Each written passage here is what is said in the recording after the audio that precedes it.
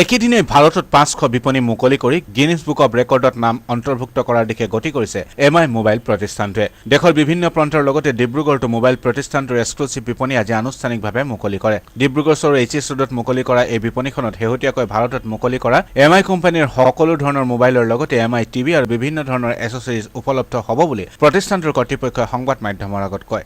MI का store जो यहाँ पे खुल रहा है, पहली बात तो ये कि आज की डेट में 12 बजे के समय में पूरे भारतवर्ष में 500 से अधिक एमआई स्टोर खुल रहे हैं, जिसके लिए हमने प्रयास किया कि हम Guinness book of world record के लिए अपना क्लेम करेंगे।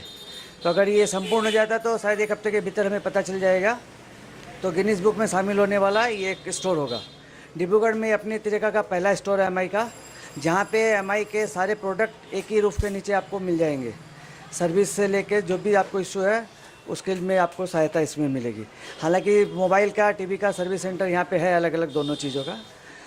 बाकी जैसे जेन्युइन एसेसरी, जेन्युइन प्राइस, ये सारी आपको यहाँ पे मिलेगी।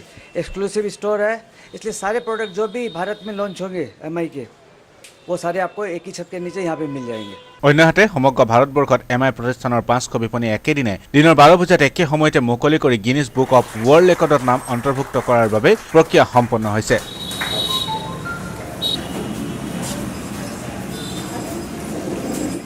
মোবাইল প্ৰতিষ্ঠানটোৰ বিপণী উদ্বোধন অনুষ্ঠানত শ্ৰম কল্যাণ বিষয়া ধনেশ দলেকে ধৰি এমআই প্ৰতিষ্ঠানৰ ভালেসংখ্যক বিষয়া কৰ্মচাৰী উপস্থিত থাকে।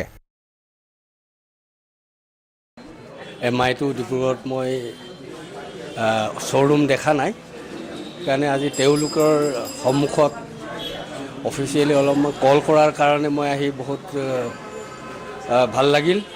আৰু এমআইটো নিশ্চয় ডিব্ৰুগড় ডিষ্ট্ৰিক্টখনত আৰু লগতে অসমখনত নিশ্চয় বিজনেছত তেওঁলোকে ভালকৈ লিড ল'ব বুলি মোৰ আশা থাকিল।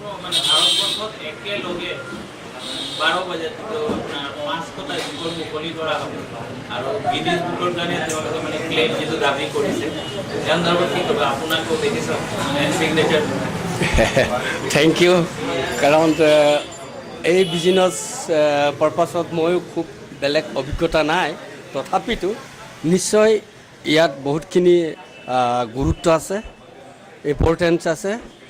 মষ্ট প্ৰবাবলি সেইটোৰ কাৰণে এমআইৰ যিখিনি প্ৰডাক্ট বা বিজনেছ হ'ব, মষ্ট প্ৰবাবলি এইটো ৰেকৰ্ডটো তেওঁলোকে অল অভাৰ ইণ্ডিয়া বা গিনিজ বুক অফ ৰেকৰ্ডত ৰাখিব বিচাৰিছে।